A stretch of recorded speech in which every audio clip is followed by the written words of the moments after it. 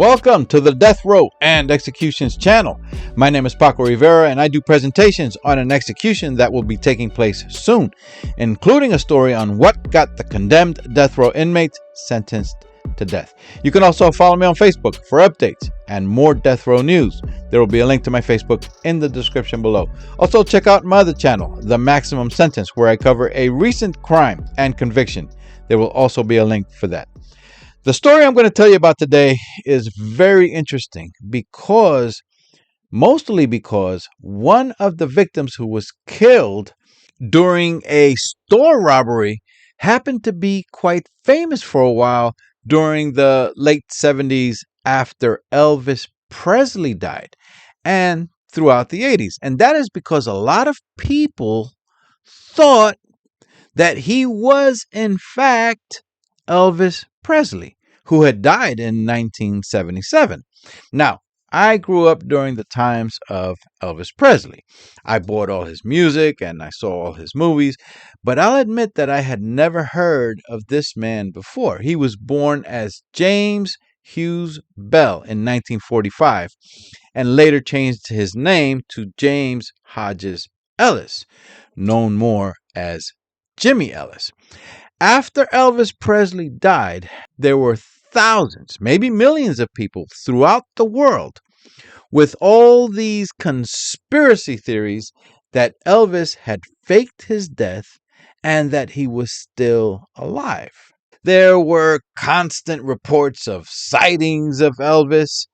I, for one, never believed in all that hype, but a heck of a lot of people that were devastated by news of Elvis's death and flat out refused to believe that it was true, did believe that he was still alive. And then it was learned that a man from Alabama, singing in nightclubs since the early 60s, I think it was, who looked a lot like Elvis and sounded a lot like Elvis, who we would later learn was Jimmy Ellis, was proof for these people that Elvis was still alive. When Jimmy Ellis and some recording companies got wind of this, they said, okay, let's run with it.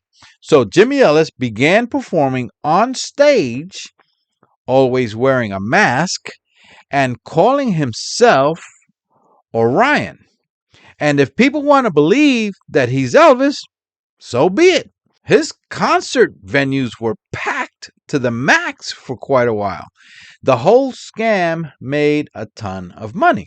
Jimmy Ellis, or Orion, even shared the stage with the likes of Loretta Lynn, Jerry Lee Lewis, Tammy Wynette, and others. There is a documentary movie that came out in the year 2015 about the life of Jimmy Ellis called Orion, the Man Who Would Be King. I haven't seen it, so I don't know if it also goes into the details of the crime that got him killed at the end.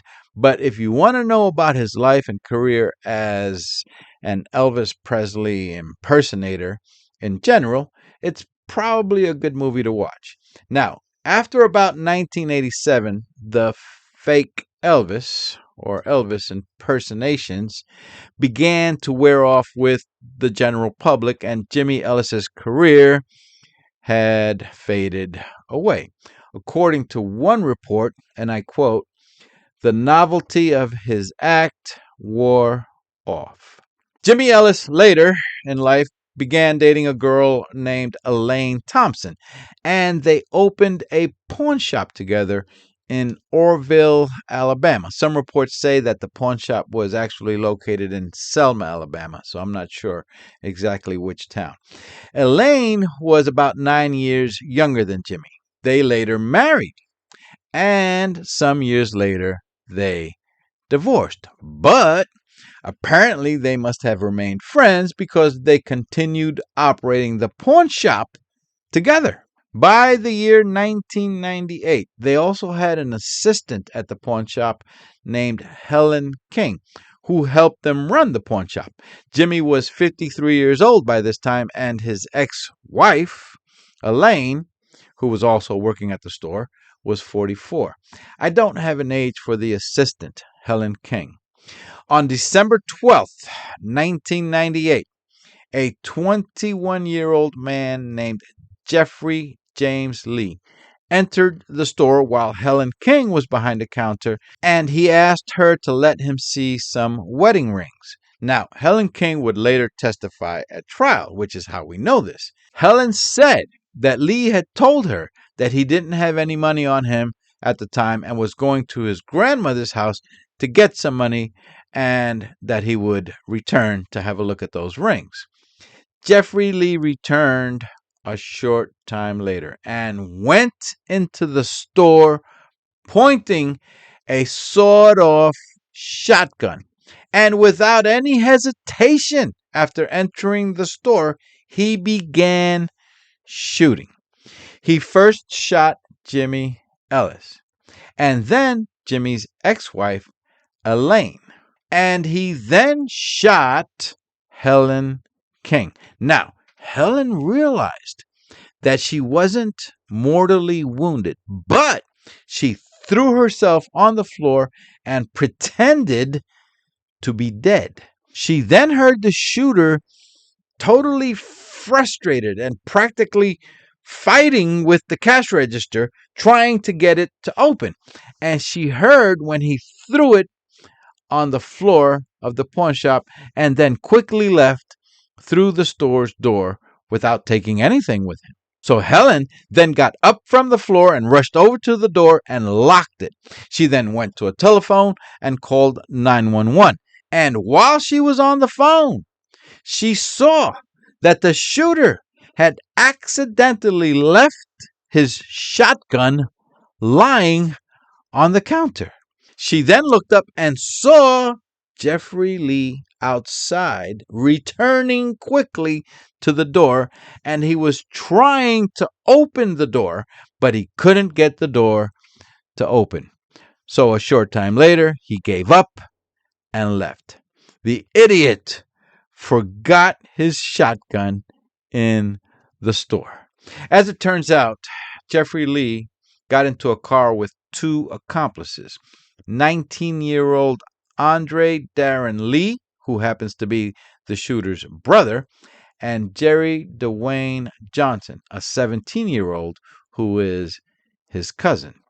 Both Jimmy Ellis and Elaine Thompson died from the shootings. Helen King was transported to a hospital where she was treated and released, and, as I said, would later testify against Jeffrey Lee and his accomplices. The entire incident inside Jimmy's pawn shop was captured on video surveillance cameras and recorded.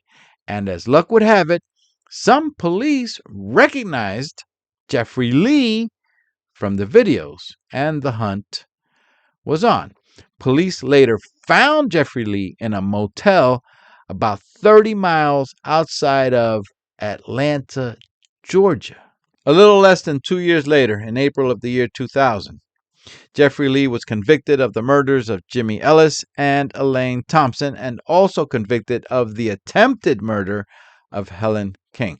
The jury recommended Lee to be sentenced to life without parole, but the judge did not agree and sentenced Lee to death. Judges at the time were allowed to do that in Alabama.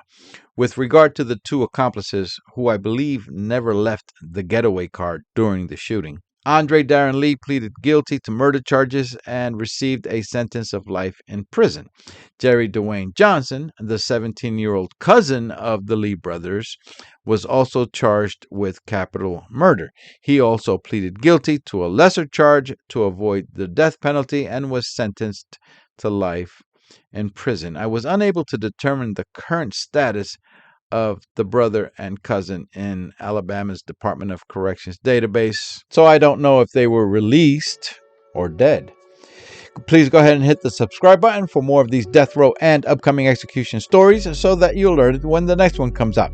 You can also follow me on Facebook for updates. There will be a link to my Facebook in the description below.